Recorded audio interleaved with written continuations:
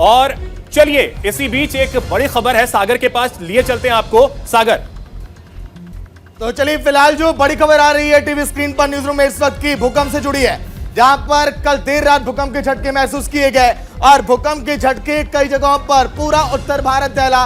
इन भूकंप के झटकों से नेपाल जो है केंद्र बताया गया इन भूकंप के झटकों का, लेकिन इस भूकंप से कई जगहों पर जो तस्वीरें सामने आई, नेपाल में तो जानमाल का भी नुकसान हुआ है। हालांकि भारत में कोई ऐसी खबरें सामने नहीं आई, लेकिन आज के दिन न्यूज इंडिया ने जो ग्राफिक्स तैयार किया कि आखिर कितनी तीव्रता का भूकंप कितना खतरनाक होता है और आखिर इस भूकंप से क्या नुकसान हो सकता है, यह भी हम आपको बता रहे हैं। देखिए, अगर हम जिक्र करें कि कब कितनी तबाही ये भूकंप लाता है, 0 से 1.9 तक सिर्फ सेस्मोग्राफ से पता चलेगा, मतलब कि यहां पर ज्यादा नुकसान नहीं होता है। भाई अगर बात करें 2 से 2.9 तक तो हल्के झटके महसूस होंगे अगर रिक्टर स्केल पर इतनी तीव्रता भूकंप की रही तो। वही आगे अगर हम बढ़ेंगे तो देखिए, जिक्र हम करते हैं 3 से 3.9 पे कोई ट्रक नजदीक से अगर गुजर जाए तो ऐसा असर यहां पर होता है, मतलब कि थोड़ा सा कंपन, थोड़े से झटके वहां पर महसूस होते हैं।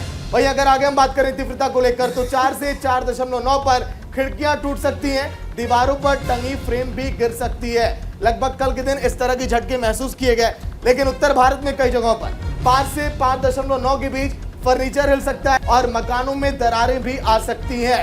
कल जो भूकंप आया सामने, वहां पर कई जगहों पर तीव्रता इतनी रही है, कई जगहों पर दरारें भी देखी गई। कल के दिन नेपाल में 6.3 तीव्रता की भूकंप थी। इसी के बीच कच्चे घर गिर गए और इमारतों की नींव भी हालांकि दरक गई। कुछ इसी तरह के हादसे वहां पर हुए, 6 लोगों की जानें भी गई हैं।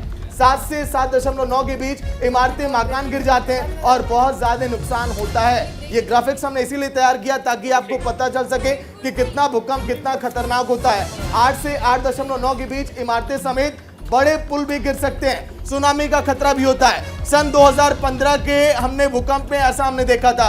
लेकिन आइए अब आपको दिखाते हैं कि आखिर किस तरह से तस्वीरें रही भूकंप की और कहां पर ज्यादा झटके महसूस किए गए। चारों बिल्कुल, तो चलिए अब आपको 4 तस्वीरें दिखाएंगे कि किस तरह से भूकंप से दहल गई धरती। दिल्ली, लखनऊ, रामपुर और नेपाल की तस्वीरें। पहली तस्वीर आप देखिए राजधानी दिल्ली की।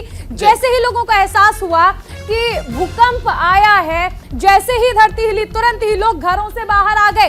लखनऊ में आप देखिए झूमर हिलने लगा, रामपुर में भी झूमर, पंखे हिलने लगे। उसकी तस्वीरें लोगों ने अपने सोशल मीडिया पर शेयर की और बताया कि उन्हें भी महसूस हुआ कि भूकंप आया है। दूसरी तस्वीर, आखिरी तस्वीर नेपाल की है, जहां पर एक मकान तक गिर गया और इस हादसे में 6 लोगों की मौत भी हो गई, 5 लोगों के घायल होने की खबर भी सामने आई। वहीं भूकंप के बाद जो लोगों की प्रतिक्रियाएं वो भी आपको सुनाते हैं। बस हल्का सा ऐसा कि कुछ हिल रहा है, बस ऐसे महसूस हुआ। वो है महसूस हुआ है जब सवारी उतारा तो उस समय सवारी कर ये क्या हो रहा है, मैंने थोड़ा धरती वगैरह तो डुल थोड़ा हल्का था, महसूस था, वो महसूस दिया। उसके बाद बहुत ऐसे बंदों को पता भी चला, बहुत ऐसे बंदों को पता भी नहीं चला। हाँ जी, मैं ऑटो से आया था, अभी 5 हो गया, आधा एक घंटा हो गया मेरे को। तब जब मैं ऑटो से उतरने लगा तो मतलब उतरते एकदम झटका लगा मेरे को। ऑटो वालों को गया यार क्या होगा ये, मतलब महसूस भी हुआ मेरे को। आसपास में देखा तो मतलब माहौल भी मतलब अजीब सा हो गया था। मुकेम में 2 बजे लमसम हमको भूकंप ऐसा महसूस हो रहा था, ऐसा लग रहा था कोई हमको हिला रहा है। फिर हमको आसपास उतना 1 सेकेंड का था, 1 सेकेंड जी। अचानक मेरी रात को नींद खुली तो मैंने देखा कुत्ते, अचानक इतने ज्यादा कुत्ते भौंक रहे थे तो मेरी नींद खुली। मैंने देखा, एक महसूस किया कि मुझे थोड़े से झटके लगे। मैं ये महसूस किया रात को, आधी रात को। जी बिल्कुल, मैंने महसूस किए। मैं बैंक की तैयारी कर रही थी तो मैं रोज रात में पढ़ती रहती हूँ करीब 3-4 बजे तक। तो लगभग 2:30 बज रहा था, मैं पढ़ रही थी और मुझे वाइब्रेशन टाइप का महसूस हुआ।